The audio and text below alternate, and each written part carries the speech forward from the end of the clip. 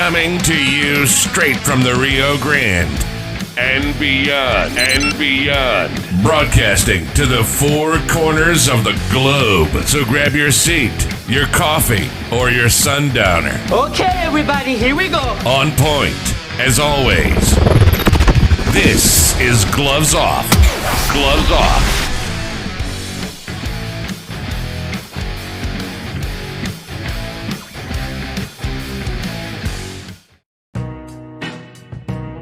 Wherever you call home, we are there. In favorite places. Large spaces.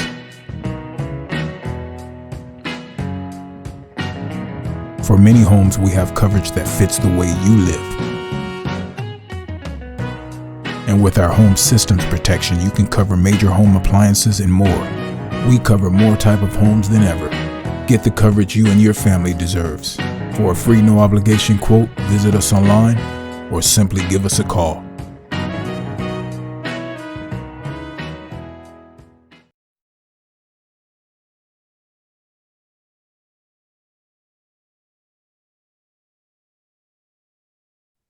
We're back at you in Gloves Off, and today I have former board member of UISD, Frank Castillo, and we're going to touch base on issues that are occurring right now in the school district that concern our students, parents, and everybody.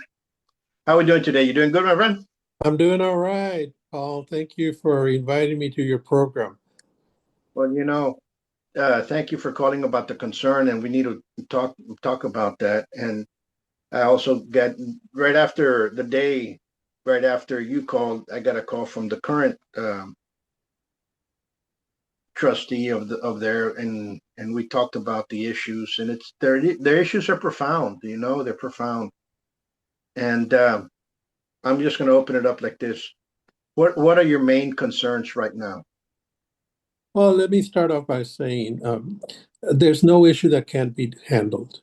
Quite honestly, everything that's you're seeing in government, and I'm not only talking about UISD, I'm talking about the federal government, the stranglehold that happens with fundings, the state with the ideas of having gerrymandering, the county with its own issues of financial questions regarding projects that they're building. Then you have the city also getting involved with their own issues over at El Lapota Ranch and the money being spent on a parking lot. Then you come down to the school districts. And it's been impactful, needless to say. And my point of view has always been as a resident. Now that I'm a civilian again, if I can describe myself that way, I'm a grandparent of a child in UISD. I see the things that are being done or said and discussed. Do I know it all? Definitely don't. I'll come out and say that right now. I don't know it all. But what I envision is hopefully UISD will overcome any dilemma that they have. And the majority of it has to be financial. It is financial. That's what I'm reading from the sources of the newspaper. I see it on some social media. I try not to keep up too much with social media. Besides your program, I actually think some of them are very biased. And I've always appreciated you because you've tried to be just like me. We try to hear both sides before we render a decision, before we discuss things. And so I would say that some groups out there are very biased. They're politically motivated. But for me, I try not to do that. Now that I'm here as a grandparent, I'm really just trying to understand how we can resolve this. The issue being a less student population. UISD is undergoing a decrease in student enrollment, and the foreseeable future is going to continue to be that. And then, of course, the other issue, there are two very distinct, separate issues. One is the population, the student population. The other one is financial. How do you come across to try to resolve that? And so that's what I'm seeing right now, Paul. You know, one of the major things that was said was the closing of schools and how they're trying to, instead of use the word close, they're calling it consolidation of schools, and we both know where it's going. I understand the populace is down, the enrollment is down. That comes from many factors, from the current immigration to the lack of jobs, to the lack of visas and work visas. We had a lot of kids that were from Mexico that were going to our schools here, that were born here, but their parents had work visas. A lot of those companies have been closed and moved out of town. People do not understand that the impact that it went from number one port to number three port has a significance in work and all those things in there, you know. But one of the things that was said in the conversation was that the numbers were different. They did not give the true numbers. There was apparent misrepresentation of numbers. In other words, they said a projection of numbers that came prior to when you were there, and they said that representation of numbers did not fulfill. Like, in other words, I'm going to throw a number out there. There was supposed to be like 44,000 and only 36,000 were really expected, but they exaggerated this to make certain things pass. And going, if that was the case, then that's a deceivement of the trust of the people.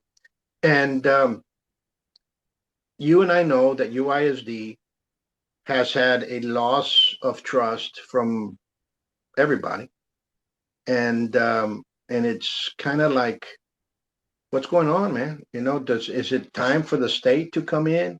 Is it time for the state to come in and fix it, and then go back to an electoral board? Something has to be done, you know, because what it sounded like was not appropriation of funds, but a mismanagement, administration of funds. And if that's the case, then we really need somebody to go inside and say, you know what? What's going on? You and I both know that there's duplications of jobs. You know, you have you know, I'm going to be facetious for the people out there. You have the assistant to the assistant to the assistant secretary, or that assistant secretary to the other assistant that's next to the true secretary, and stuff like that occurs. And when you have that type of manipulation, it builds a sense of what is this for? Is this, you know what I'm saying? UISD, if you look at it as a entity, which it is a municipality, if you want to look at it that way, it has more jobs in the city of Laredo, has more employees in the city of Laredo, apparently, by numbers, and so it spends a lot more. But you were there. You can correct me if I'm saying something that's not right, and because I want to see that version. I mean, is this really for the kids, or is this really for? Guess what? Who cares? We're still going to spend the same amount of money, because if you're going to spend the same amount of money for an employee base at the suffering of kids and closing schools, that's a different story. If we have to close the schools and lower taxes, maybe people are going to say, yeah. But guess what? We have an apparent growth of neighborhoods, and those neighborhoods, to make those neighborhoods look appealing to people that are going to buy houses, they're going to want schools in those areas. So we're in a very bad situation. What do you think about that, Frank? Well, you threw out a lot of things that seems to be indicative of maybe. You're right. Maybe some people do think that way. I obviously I don't. I do believe that the district itself has a lot of good, hardworking individuals, and They're I want to correct myself. I never said that it doesn't have good-hearted working individuals. It just has an abundance of duplication of jobs. okay. I'm saying that. I think uh, how do we describe a whole district saying it's an issue or something of trust? Yes, I do believe in the word trust. Honestly, it is a very important matter that you trust whoever is doing work. Now, coming back to some of the points you're making, the school district is a situation where they provide education services. It doesn't provide any other service other than to educate the residents that live within that boundary. Those residents are entitled, literally entitled to having an education. We can't distinguish because the law does not say, and I'm not an attorney, but I know what I've read and I know what I understand it to be as a former school board member. You have to educate anybody who wants an education in your area. The questions that you brought up, yes, I wholeheartedly agree. The immigration policies of our nation has impacted, our community. So some people, and I grant them that too, if I am here and on a work visa or some kind of opportunity to work here, and I have my children who are legitimate U.S. citizens, and they are enrolled in our schools, but then all of a sudden my immigration status questioned, and they tell me, you know what, Frank, you can have your kids here, but you might have to wait outside the country for you to come back in. Well, uh, I'm Paul, taking. I don't think I'm going to leave my children behind. No, and I'm with you, and I think that I have a neighbor that just moved, and that's what happened to him. And he had 4 kids in this area, and his work visa and the work visa of his wife, they were in logistics, in a company here was not renewed. Okay, was not renewed. So there, no, that leaves that four students go out, right? They basically There. want what, and to continue with what you were referring to, and like I said, I don't uh, debate things too much. I just critique them, and I see the things that a student is learning at a very high quality level at UISD, and so they decide to enroll and they stay here. But then there are those who, because of things that are not even educationally related, they're just saying, "Well, I can't because my parents are leaving, or my parents are gonna find something else." It's hard to imagine. Now, you said something about the highest employment office in our area, governmental entity. You're correct. That is what we were told. That's what I read, looking over my own things. And remember, Paul, all board members go to training. It's not like, oh no, they go through training that other school boards in the state of Texas go through.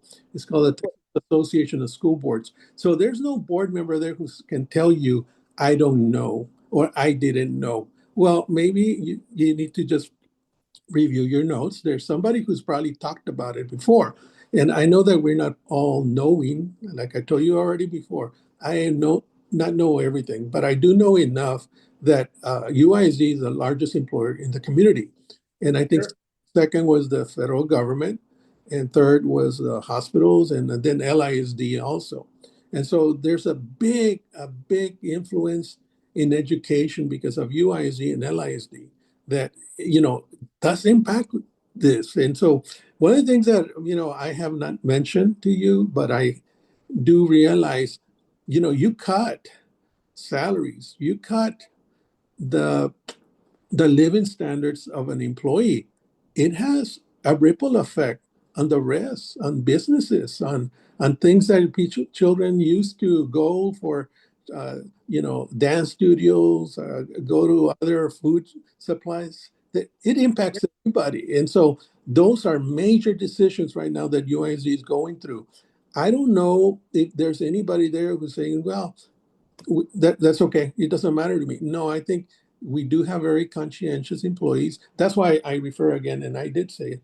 I think it is important to realize that do we have to trust people? Because working together, we can actually accommodate both diverse views. We can actually agree, as a good friend of mine used to say, agree to disagree, but at the end of the day, we have that open dialogue. And so, in my opinion, UISD was handed this. It didn't create it. It has to suffer through it because of the things that you just pointed out. Even the rate of inflation, things are more expensive now than they were a year ago, or maybe 10 years ago, or 5 years ago. There's And some you're things. and you're correct. You're correct. You're correct. And sometimes we have to let go of some departments. If do we really need these departments? Do we need them and not? I'm for security. I'm so for security in our schools. I'm for security left and right. We need a professional lit security system. I'm not for a police force, and not especially of what I have witnessed and what I have seen and what I have seen what they've done to others. Maybe this police department has to be dismantled and a professional security company come in to protect our kids. I'm for that, 100%. Would it be cheaper? Yes, because you don't have to pay retirement, you don't have to pay the overhead, you don't have to pay everything else, and onward downward. If that's the cost, that'll be the first thing that I'll be cutting, and I wouldn't be cutting it because of any personal issues or vendettas. Because some people might say, Paul's an asshole. He hates police officers. No, I don't hate police officers. I'm going to tell you this right now. I'll back any good badge up personally, and I'll back them up. In fact, we'll go to battle together. But bad badges, we need to understand that they exist as well, and that's why we have, and we've talked about that, and that's why we have UISD labeled as a school to prison pipeline district. I mean, we have to change, and people need to understand that. And some people look at it and say, nah, they're just talking. It's just a podcast. It's just the internet. It's just, it doesn't matter. We're the badge right here. We're the ones that are going to be taking care of business. And I go, no, maybe we have to get some security guards that are going to place security on our kids. Look at what happened the other day. I mean, that there was an incident, about a year ago in Alexander. Some kid placed on somewhere in social media that he had a gun, and every police department was there, including the police chief from the other school district across town. She was there, and guess what? Where they found the guy? On her district over there in the other one. So I mean, something has to be done. We know this F troop type of antics cannot happen. And we talk about professionalism. Let's give it to the professionals. There's a difference. Are we in the amateurs or we're in the pros? And if you're in the pros, you better train like the pros and quit acting like an amateur. And I hate to say that, but I think we have to start looking at what is more beneficial, what is cost effective, and what is more sense of security, because people are going to lash out when they hear that. They say, Paul's nuts, Paul's crazy, Paul's this, I'm the police officer. See my badge right here, back the blue. And I'm like, no.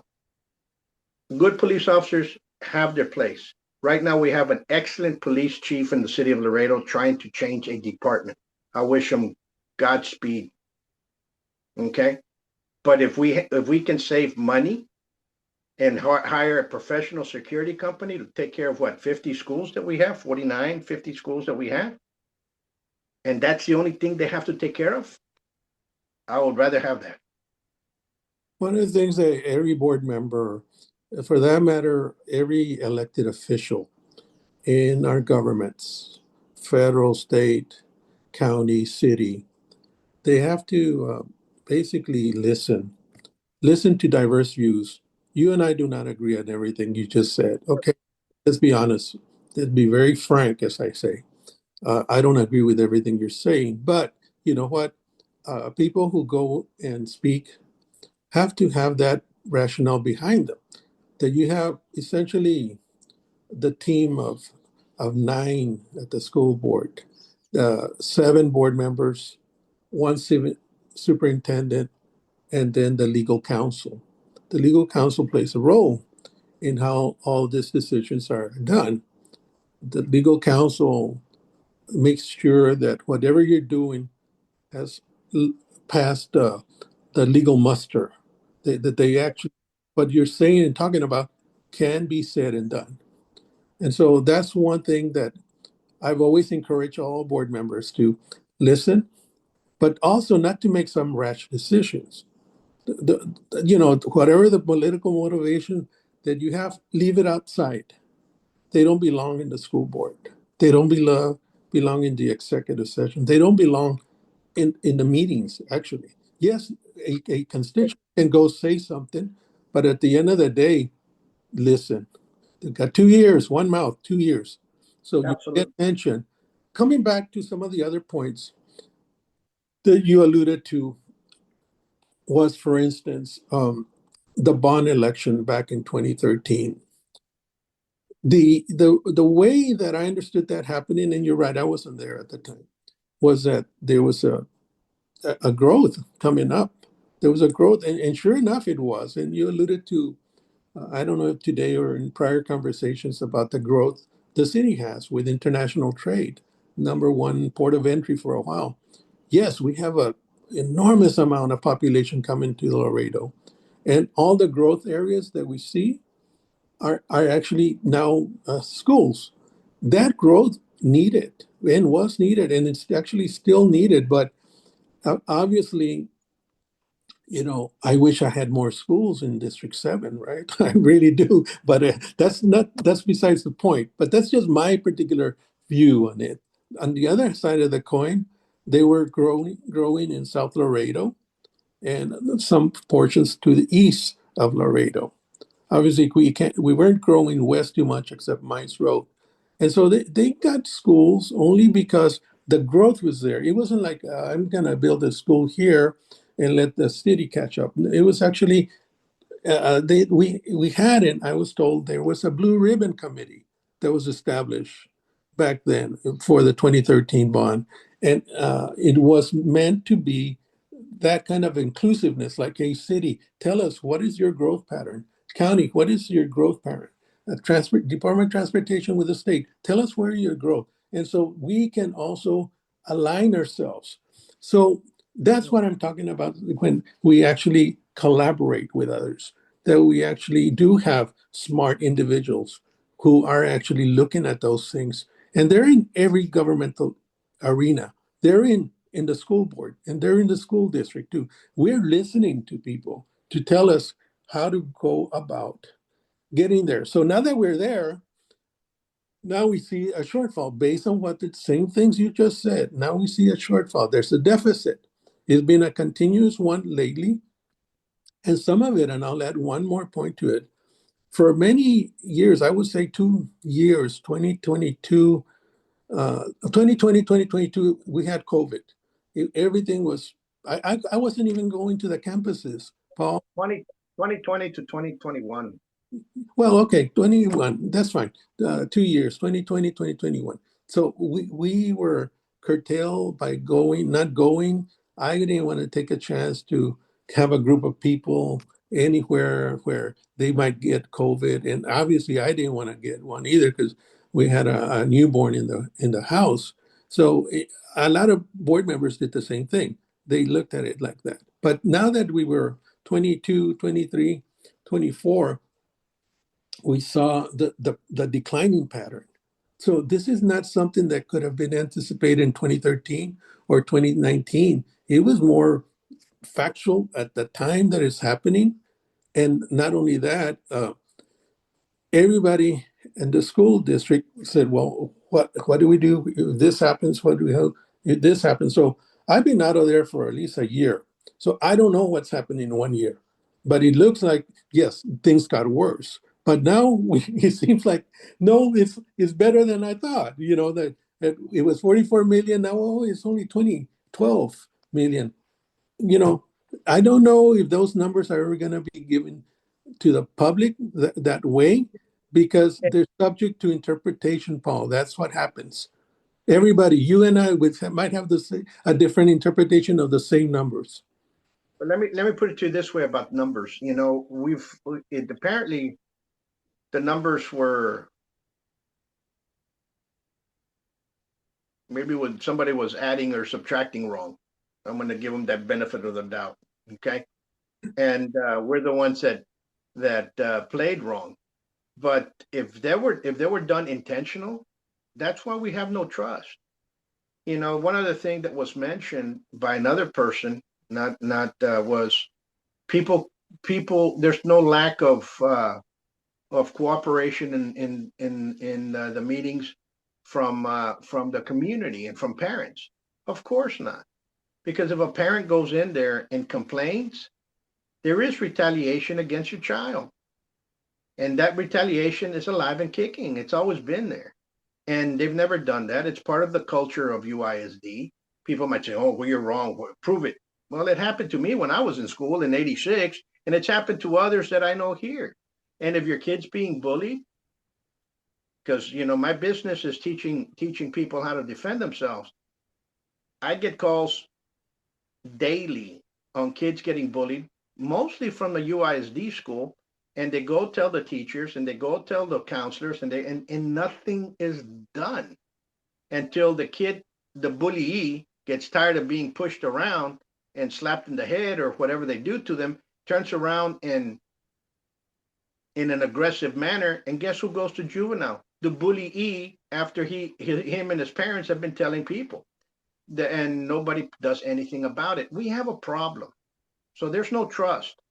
So if people go to the board meetings and they vociferate their opinion, and it's not liked by a board member, the first thing is, "Oh, that person's talking aggressively. Please bring the police officer here. That person looked at me funny. I feel threatened. Please bring the police officer." And the police officer goes out there. "See the badge? You have to go. See the badge? I'm the good cop." No, I'm sorry. We have a problem, and that problem's going to be there. Let's put it to this way: you and I. In 2 weeks, they close the two schools. They decide we're going to close these two schools and we're going to bus kids to wherever they're going to go. Okay, kids can be bused. It's the same district. We've been busing kids from Encinal and from the colonias every year for many years. So busing is, to me, it's okay. They can go to another school. Okay. Now, what will happen is, I guarantee you that next year they're going to come back and say, "Well, guess what? We have to close two more schools." Now that they found how to do it, now they're going to continue there. Instead of making it slender and maybe giving early retirement to people and not having the double duplication of jobs, and maybe not slendering out departments, they're still going to continue with the same process. And 2 more years from now, it's going to be another school that they have to close down. And guess what?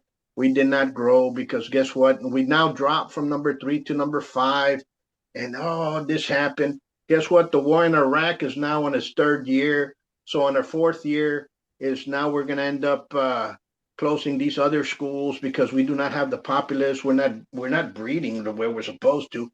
That kind of, all these studies are going to come out, and they're going to justify their continuation pattern, just like once they learn something, they learned it in the past, they'll continue doing it across. You might not agree with me, but that's what I'm seeing, is UISD learns a pattern, learns how to do it, understands that little pattern of how to go through it, and guess what? They're going to do it the next time. And I guarantee you, okay, when the city bond, the 417 million that many people spoke up against and voted out of the park, during that time frame, there was talks about UISD asking for another bond for more schools, and that was last year. So were they going to manipulate the numbers again? That's the main question. There's no trust. I don't trust them. Well, that's where you and I disagree, and I hate. I know that you don't like, or should I say, No. I'll correct. I'll correct myself. I do trust our employees, and I'm referring to UISD. I do not agree with every decision, and let me be forefront with you. I do not agree in closing any school. Me neither. I do not agree with closing any school. The better route would be if it is a question of population. Again, I remember I premised my interview with you that one is population, second one is financial. Population wise, the schools that are being impacted have traditionally been given very little support in terms of student population. I'll give you an example. Matias de Llano. I believe that when Borchard was created, it took students from Matias. When Malakoff was created, it took students from Matias de Llano. And last but not least, Troutman Elementary also provided some students to Matias. So, and then not only that, there's another area here by San Isidro, which is Antlers Crossing. Do you know that those children, instead of going to the most direct school, which is Matias, they go to Troutman Elementary? Why is that? That's just the alignment because when I was in the board, it was determined that Troutman needed students. And there was no problem with us taking students from Matias. Well, you know what? Matias needs those students back because that way, that question about why are we closing Matias because it has a lesser growth rate, that goes out the window right there. And so I am for not closing any schools. I I'm believe with that some of the elementary schools, particularly, have to be realigned sufficiently where all of them exist because you do not know the future. You and I cannot sit here and know what's going to happen in a year or 2 years. Yes, it looks dismal. There's going to be less in financial. I know the state is the one cutting a lot of things. They're going to the private sector. That's where the problem is that we did not get a comparable rate. Public school did not get the same rate that the private sector does. And I believe the last number I had was approximately more than 12,000 per student in the private schools versus 7,000 at the public. Where's the, as my friends used to say, where's the justice, Paul? How can you fund the private, but you don't fund the public? So there's a lot of issues going on. But again, coming back to population, to me, I do not want any school closed. Secondly, I'm, financial. go ahead. And let's stick right now with the population. Then we'll go into the financial. And what you said is very important because they took knowingly, they took students away from Matias to place it somewhere else. Okay? Knowingly, they did that. But 2 years ago, you were there about 2 years ago. So it happened during your tenure. So when that occurs, now you see the residual effects over here. Whoever Well, was you know, there to the point of I left November 24. Okay, the the boundaries for the schools, yes, were established years before, and I don't know how that boundary wasn't, in my opinion, given to Matias. But again, Matias was doing well. In fact, he had a growth because the area that I am living in now, which is close to Doctor's Hospital, was also kind of booming. So there was no need to question, hey, let's not do it. But I'm saying we realign some boundaries. All of us can coexist. I don't want anything taken away from Borchers or Malakoff or Troutman, but I'm just saying, let's be fair though. We should not close Matias.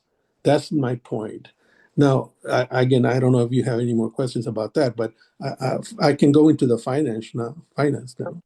let's go into the finance because a lot of people right now they're right now besides the populace, I think right now they're talking about financial was basically what was mentioned of what I understood is the main reason they're closing financially wise. Yeah. So you're like nothing is straightforward. it is sad that this is going through. I don't want any schools closing. And if they're going to close the schools, I rather, like I said, want to do something drastic. Let's close departments that we don't need. Let's Well, start. and your point is well taken, but at the end of the day, are they gonna listen to the person speaking at public comments or the people who actually know this? The professional, the people who we hire to come and tell us this, the people there.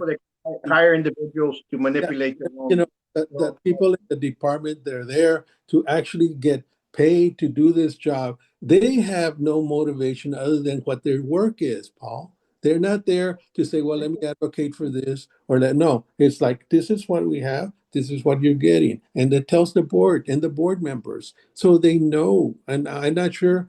Let me tell you, we're not saying that nothing nefarious is going on, but there is companies that you pay them for them to bend your way to get a more better financial support. That exists. So I'm not saying that's happening right now, but you have to be very, very careful. Right now is a point in time that UISD is in dire straits and they're going to lose more so. And I guarantee you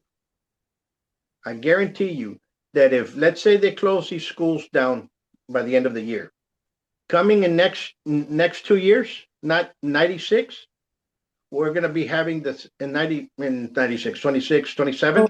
We're going to be having the same conversations that they're going to close another two schools because of populism. And I'm saying now here's let's go into populism. And right now, before we go into financial. 5 years from now, that new settlement that's just opened up, what is it, Toulouse, up further north in Webb County? Yes. Let's say that starts growing. A lot of people are going to move. They don't want to pay a lot of the taxes that we're paying here, and they go over there. I guarantee you, the Walkers are damn good businessmen. They know their stuff, and guess what? They're probably going to turn around and say, you know what? Let's build our own school district and lower the taxes over here. And guess what's going to happen? They're probably going to get Ensenada and a good portion of Webb County from over there, and UISD is probably going to lose more tax revenue. And guess what's going to happen? They're going to try to raise the taxes up on the people that live inside because they're going to have to fight for that one. So this is a snowball effect that we better do something now. And what looks like the best option, and get professionals in. I'll bring the state in. Guess what? Help us out. Well, again, you're definitely, looking at things in a way that, maybe some people do. And I never have said the state would do anything other than what they're known to do, which is they take the bull by the horns, and, it could be worse than what we have right now. And it could be better, but it could be worse. If education was simply a question of finance, yeah, I know the district and LISD too would lose out because it's never been about the money. It's always been about the service. The times that I was there, every year we would get across the board raise for all our employees, especially teachers. So we always entertained ideas like that. We always agreed that they needed that help. And so what can I tell you? One of the things that I know, and also, Paul, and regarding the financial, is that the area north of Del Mar, including the Mines Road area, we bring in, whether it's through residential, but it's also business residential up in Mines Road, we bring the more than 50% of the budget that UISD operates. And so why can't they listen to us at Matias? Because we bring in a lot more money for them. And I again, I don't like to make it a question of money because everybody deserves an education, whatever income you're in. But at the same rate, don't take away from where you're actually getting your taxes from. And that not only includes the district, it includes the city, the county. Darn, hey, be considerate. Matias is a premier elementary school in Laredo, a premier, just like United High School, just like United Middle School. You have all this, and they're premier schools. I'm just saying, hey, give these schools the break. Let's be fair about how you do it. And I'll throw one more thing about population. If you're going to ask one area of the community to close down their school, and then you have a second one also, every district board member should volunteer one school to give up. That way you can avoid that question you have, that in a few years, they might come back and ask us for more. I hope you're wrong. I really do. But let's, It all let's just anticipate that maybe it does happen like that, which I don't see it like that.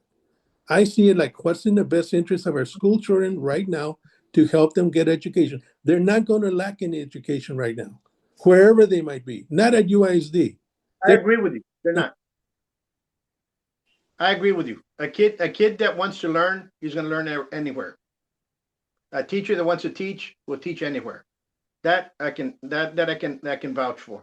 But now I'm going to think nefariously, maliciously, okay? Nefariously. You know what? Let's close these schools down because remember our good old friend, the contractor? He gave a little money on our campaign. Let's open up those schools over there, close these schools down, and in 3 years we'll be back up to par because those new schools are going to be open in those neighborhoods. Hold a sign, vote for me, look at my photo op. That's nefariously. And can it happen? It's another equation. Who knows? The lack of trust, I don't trust this school board, this school district one iota. And you know the reasons why, because I've experienced them and I've seen the degradation of our constitutional rights, especially with their kids and the way this individuals hold them. And it's pretty bad.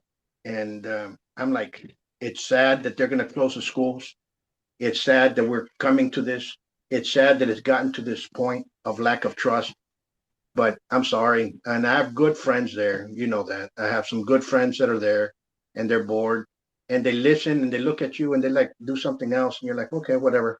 And granted, people are going to say, who the fuck are you, Paul? You're just a podcaster on YouTube. And I'm going to say, well, I'm just lived and experienced and I've seen some stuff that's happened here that maybe people need to understand. People are afraid to go in front of that board and to talk about their concerns. People are afraid to voice opinions. That's why many of them hide behind fake pages and such because they're afraid to voice their number one right, and that's the freedom of speech that we have here in that amendment. But we cannot have this grow anymore. I wish we had people up there that can see that, can move forward with that. And if this insults somebody, I'm sorry, but that's the way this has gotten. The lack of trust in that school district, on my point, is nil. It's nulch. Do I believe that they'll close down the schools? Yeah. And they're gonna use a term called consolidation. And I'm sorry, but that pattern is gonna continue in 2 more years, and it's gonna continue in 2 more years. And they'll make other schools, but they'll continue closing some others. They're gonna understand the pattern that exists. And sorry, but well, again, you and I disagree completely. The idea, again, is that every employee, including the superintendent on down, council, they have the best interests of the school district, which is what we want from our employees. The best and interest of get me this. wrong, and I'm not talking about the teachers. The teachers are we have a great percentage that are great. Some of them are great, but it's just there's somewhere there in the administration that's not connecting. I think, again, I trust our employees. I really do. I was chatting with this one day with a person, so kind of said similar to what you're saying, and I don't know if that's, just what the talk is, the use of those words. I trust our employees. I trust the teachers that I know. I believe that they're doing a recent job performance. And do I supervise them? No. It's up to every individual department to handle it academically. They're followed by the state. Education, whether it's the principal, all the other diverse programs we have, they're regulated, Paul. They're regulated. They're not at liberty to do it like they want to. Even the people that are working in our finance, accounting, they have audits. They're looked at closely by the state. They look closely by others. They have their own checks. They don't arbitrarily do things. But again, I come from a background, again, in government. I come from a background of the state. And we know that we did cross our T's, dot our I's. And maybe, yes, maybe we haven't done the best we could in explaining things. But then again, some parents are like you and me. We come on maybe once a week or two, but some of them don't have the time. They really don't. And should they have the time? Yeah, And probably they should. and let me put it to you this way. A lot of people entrust our government. They trust our government. They trust our schools. I trust my son to be safe. I trust my daughter to be safe in school. I trust that it's going to be a drug-free forum. I trust that it's not going to be a not a gang violence forum. I trust the teacher's education, and stats provide otherwise. And we trust that it's not going to be this way, that it's going to be safe. Stats produce otherwise. And you just have to look at the numbers. People say, well, that happens 1 in 10,000 schools. No, it's happening all over the place. Another thing to consider, Paul, that not everybody's going to agree with us, right? Not everybody. I could go as rudimentary as, and you and I are talking about this, and hopefully those that are listening out there, yeah. There's no animosity to anybody. There's no hate to anybody on my part. It's just that the same patterns continue to evolve that of what I look at, and I'm looking at it from a different point of view. Correct. And Yeah. I'm looking at it from a different point of view, and I have my own experiences that lead me to look this way. And others are going to say, no, Paul, you're wrong because of this. Well, show me. You know, And you know what I'm saying? let me just say a couple of things before you continue. I just wanted to say, for example, I've had children at UISD, not my granddaughter, but others. And can I say that I honestly just agree with everything that either the teacher was saying or the school or the principal? No. It just happens that we're all human animals. We're human nature. We just have a different point of view, a different thought process, and I think we just need to be accepting that that exists. But it's not going to be where we just insult anybody or ridicule anybody else. It's a matter of paying attention and trying to see if we can accommodate everyone, and that's what I try to reflect in my speaking, in my being in the board. And the one thing I learned for sure, Paul, is keep your mouth shut when you don't know. Listen to the people who know and pay attention. And and and I'm and I'm and I'm with you with that. And when you have, how can I put it? just If you if you hire the same advertising firm, just gonna put it this way, you hire the same advertising firm year and year after, and the results are very, very low, and you continue hiring the same advertising firm instead of going looking at two others, then all of a sudden, who's at fault? Is it you for rehiring that same advertising firm that's doing a nil job? Or basically you're going to start looking for somebody else for growth? If we continuously look and use the same people to give us the same results, we are at fault. But again, that's why it's called trustee, right? Or board of trustees, right? Because we entrust them to lead forward, but they themselves entrust into some people in some of the directors, and some of the directors might not be as straightforward as you and I or others. And that trust is there, and say, oh well, now you agreed to what the director said, and then you found out that it was wrong. Now I have to continue agreeing with him because guess what? I'm going to look bad if I correct him. Understand? And I think that's a pattern that has occurred to many, I mean, and several times. Maybe never happened. Maybe it happened several times. But that if it happened, that pattern is there, and you're stuck with this thing like 2 hours. What do we do now? And I agree that do we want safety for our kids? Yes. Do we have good education? Yes. For those that want to learn, you can get a damn good education. For you just want to go clown around, you're gonna get that too. You want good teachers, you're gonna find them. You got some bad teachers, you're gonna find them there too. So um, Some of the regard things I was going to cover really quick.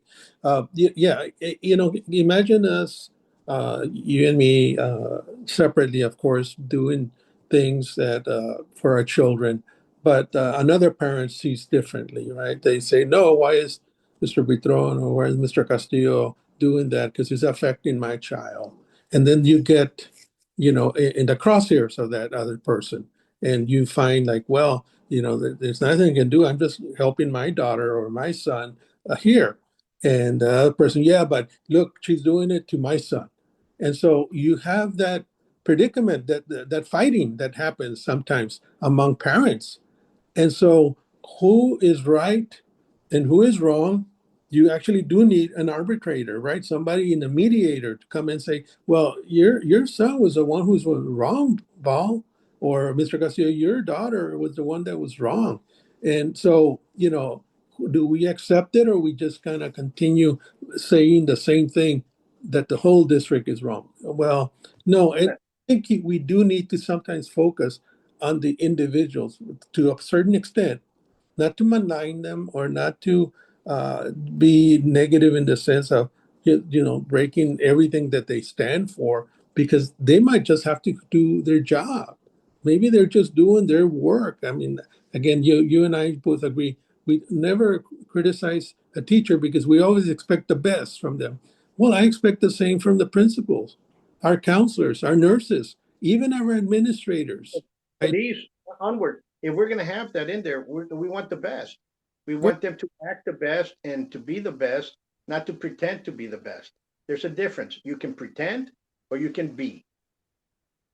Well, And it depends who's analyzing it, okay? What to you best is one thing, maybe my best is different. And so that's why we have this. let me tell you a story. And because you talk about that, I'm gonna tell you a story because I witnessed it. I was in school, and it was my senior year, and we had a kid. I'm not gonna mention his name. He had an epileptic attack. Okay, in the parking lot. In United, the one that's on Shiloh. Now I don't know what it is now. I don't even know if it's Elías Herrera. yeah. Well, on that one.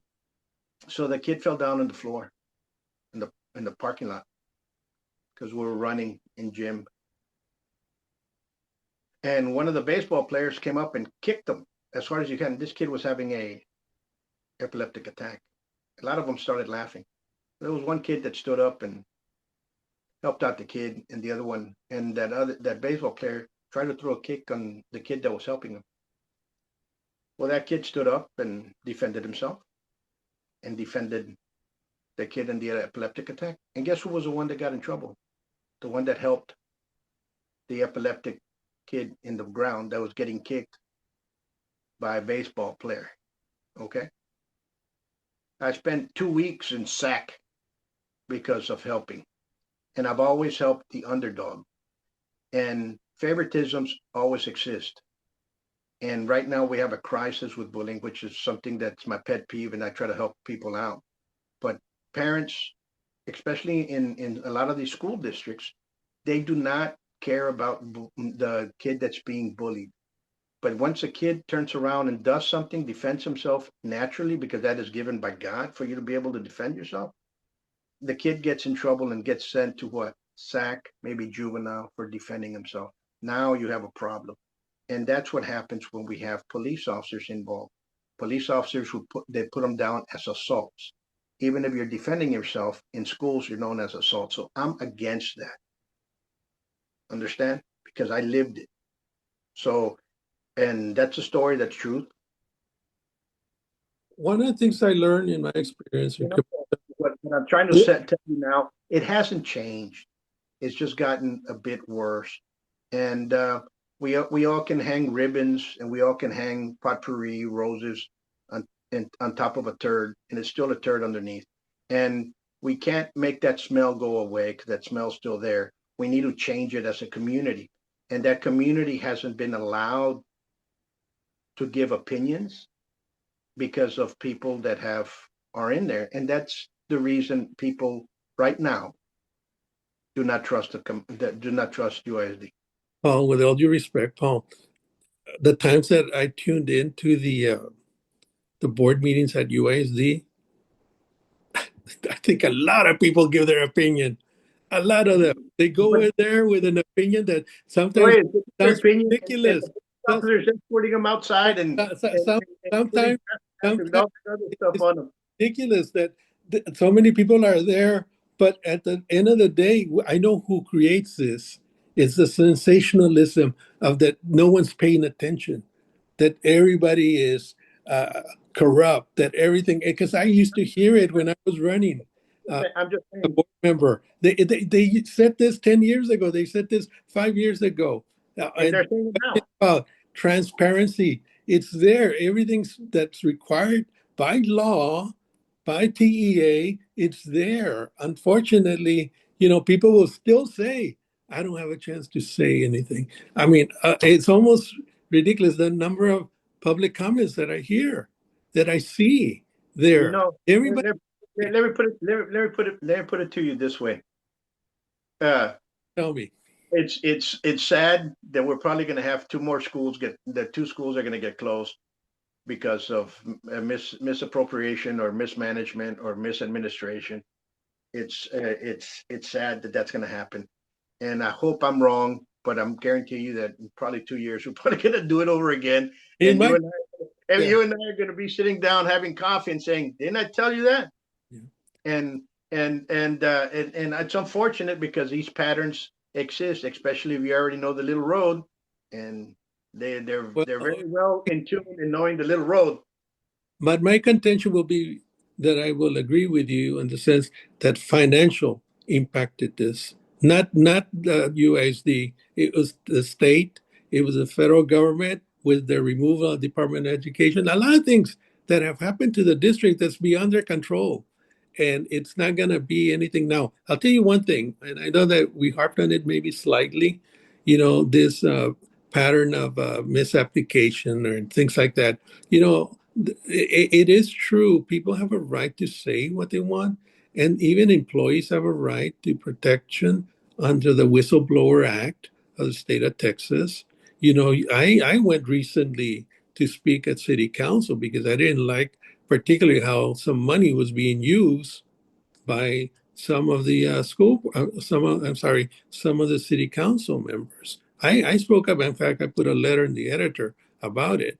I said, hey, wait, teach the employees that they have a right to question something. And then, so if there's any employee out there for UISD who feels like they have been targeted or hurt by them speaking up, there's protection. And I'm not even an attorney, and I know about it. We have a right to say it. But there is that, and that's what I tell parents now. Parents call me and they say, "Well, would you teach my kid because he's being bullied?" At first, yeah, come on over, bring him over. And it's very hard to teach. You don't want to teach a kid to fight, but the end result is that you know how to stop a bully, Frank. You punch him right in the middle of the mouth. But that ends it. Either you're going to get respected, or the guy's going to stop, but he's going to respect you either way. That's the only. Paul, don't forget, there's something else that happens. You punch somebody in the nose. But if you're being bullied and aggressive, somebody's coming at you and they're pushing you and they're being aggressive to you, punch them right in the middle of them, right here, boom. Yeah. And if you're being assaulted, and what happens is they're taking the assault and they're taking it and they're saying it's his fault because he defended himself after being assaulted. If you're being physically assaulted, you have all the right to protect yourself. I think every scenario is different. You're right, because when it comes down to it, when it comes down to it, Paul, it's always they catch the second person, right? They always do. It's Never, They always protect the no, bully because you see the bully. You know where bully's at? Playing football and baseball and basketball. no, Let me tell you another thing. The, what I tell parents now is get yourself a lawyer and a retainer because you're going to be in a long battle. no Because one, if our daughter defends themselves, no they're one going anybody. What happens is you have to weigh the level and the law. Whether the law weighs one way or another, that's what you do. That's what you take. Those are the honest employees that are required to do that. They have to look at both sides and they have to make a decision based on who they are, the respect that they command. And and I tell you, condone fighting. Okay, I don't condone fighting, but also don't condone cowardness either. You have to stand up for your right. You have to stand up for your opinion. You have to stand up for your right, even if you're the only person standing. And when you see a wrong, call it out. And maybe things might change. Maybe things that they're talking about might look and hey, maybe I heard that over there. Frank mentioned that, and let's look at that a little bit closer. Maybe Paul said something over here. Maybe Maria over here mentioned something. Let's look at that. People, when there's people that go up on a public forum and they're in concern, they're already at their limit for them to go up there. They've already exhausted all their other alternatives for somebody to go up there and state their mind. Why? Because that's the last part. And what happens is a lot of times people need to listen to that. And we're not some boards don't. Some board members do, some board members don't. Some board members, you go up there and you tell them, no, this is going on, this is what's happening. This one, the first thing and everything, city council, board here, board there, wherever. You're a disgruntled citizen. He talked about me in Facebook. Oh yeah. He said he liked the what is it, the Our Parents page, and he's a friend of them. Oh yeah. Don't worry about it. He's a disgruntled individual. there are things that happen in many times in our lives. Paul, if somebody does something wrong to us, we do have a right, to not necessarily take the law into our hands, because that's where people go wrong. When they take the law and say, I'm going to defend myself, you punch me, I punch you back. Two wrongs do not make a right, Paul. You've heard that cliche. The other part is when it comes down to it, and if you have a question and you're in a classroom or you're in a school and somebody does something wrong to you, there's only one person you need to notify, and that's the teacher, the law enforcement officer, or the principal. You don't do it yourself because you're already going the wrong track, and that can happen at an employment job, a work job. What they need to do now, because of the way everything is, something happens in any school function, any school, something, get an attorney and have the attorney send them a letter and retainer, because they'll play with you left and right, and they're going to make you look like if you're the one at fault. I'm sorry, but that's just the way it is. The lack of trust with anybody there is gone, and on mine, gone. I And hear, I hear you, and that's I'm it. just sure That's listening gone. to us And that I feel there I is. feel I feel bad for the parents that are going through their kids being bullied right now, and the issues that are going through. I feel bad about all that situation because diddly squat's going to be done about it. And you have to basically, if you send an email to a teacher or you send it to the principal, you're going to be named disgruntled. Best option: hire yourself an attorney and have the attorney send them a letter and start the process, because they're going to come after you. Any school board, in particular for that matter, any city council, any commissioner's court, any state legislature, they have to have something in writing, right, to proceed. They cannot just go by verbatim, by word of mouth. You go up there and complain at the school board meetings, for example. Well, you know what? If you really mean it, do it in writing, because of what I just told you. You have to have some documentation. I cannot just Paul said this. No, Paul, okay, put it down. And the final point that I'll make is school board members need to do the same thing. Before they make a decision, hopefully it's a correct one, but before they make a wrong decision, they have to investigate. They have to read. They have to understand what's going on. Don't just assume that one person or the other is saying the truth. There could be truths at the same time. And that's all I'm saying. You have to be that conscientious to be able to investigate this. Let me put it to you this way: if there's physical assaults in any form, fashion, in some of the stories that I've heard, and we've talked about that in the past, I'm not going to bring them up. You have the right to defend yourself, period. And you have the right to defend yourself in the state of Texas. And take it that route. And you're not going to be allowed to defend yourself because you're going to be looked at as the assailant if the police officer arrests you, regardless whether you were defending yourself or not. That happens. That's going to happen. So God forbid anybody gets into those situations, but understand that those situations do occur. And unfortunately, life is that way. That's why here in the state of Texas, we still have something called mutual combat on the penal code. And very few men actually go up against it. But people need to understand that the right for you to defend yourself and for you to stand up is protected. And those teachers, if you feel wrong, that you're being wronged, or if they're coming at you in some form or fashion maliciously, you have the right to defend yourself as well. And that's I guess that we've talked a lot about a lot of things, and we kind of strayed away from the initial, which was the closure of the Well, schools. it's still good that we converse about it. And I'll summarize some of the things that you're saying. At the end of the day, at UISD, you're dealing with up to close to 40,000 students, plus maybe 5,000 employees. Yeah, it's a city within a city.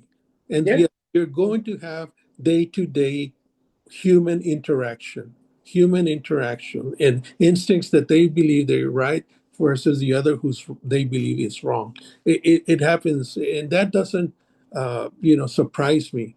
With that many students, it's bound to happen. Just like the city, over 250,000 population, and the county almost as much. Is there going to be human interaction all the time? It doesn't surprise me. And to me, being a level-headed person is the best way to approach this, because you don't want to look like you're biased already. And that's my only message. Is don't be biased. Listen to Now, what people have to say and pay attention. And then you can come up with a reasonable, and I say again, reasonable decision. this is the way I look at things. My kids went to UISD. My kids are aged out in UISD, and I'm thankful for them to aged out and graduated. Now they're adults in their own format, and they're independent individuals that are very stand up, in my opinion.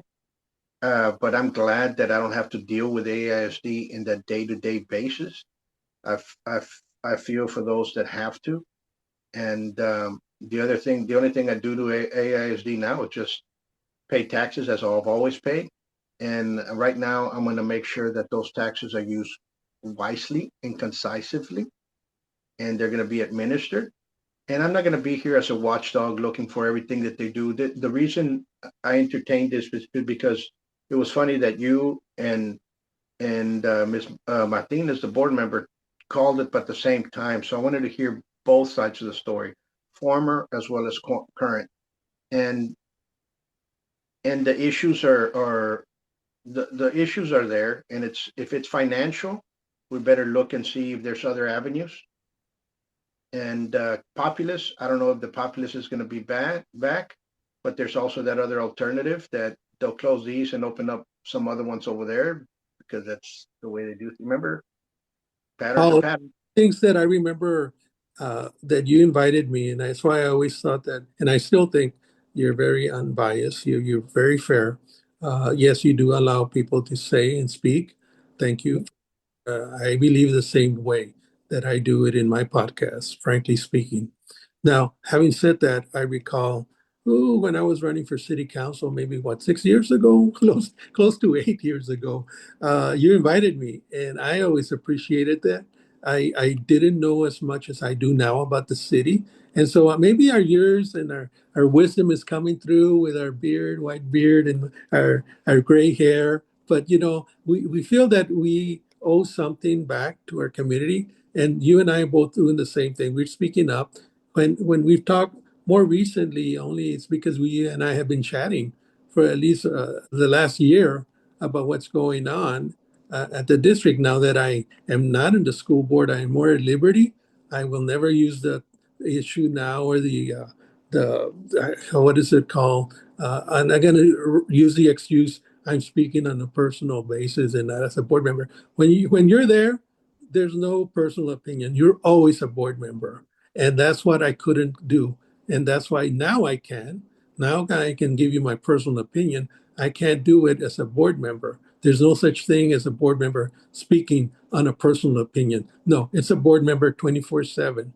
And so I've always contended that. And so now that you gave me an opportunity, I am happy to take it. And, like I said, I hope to have you soon in our program. And, We'll do it anytime.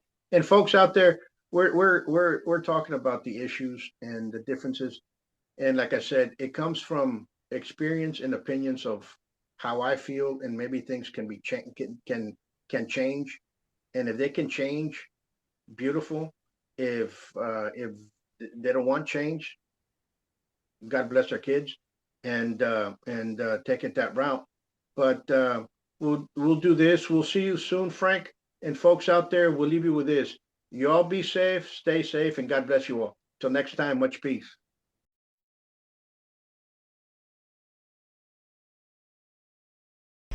Have you ever wondered about what happens in a martial arts studio? Well, you start right away by setting goals, building determination, gaining focus, building skills, all while becoming more fit, gaining confidence, and learning self-defense. Buitron Academy is a school where attitude meets aptitude. So give us a call at 956-401-4868.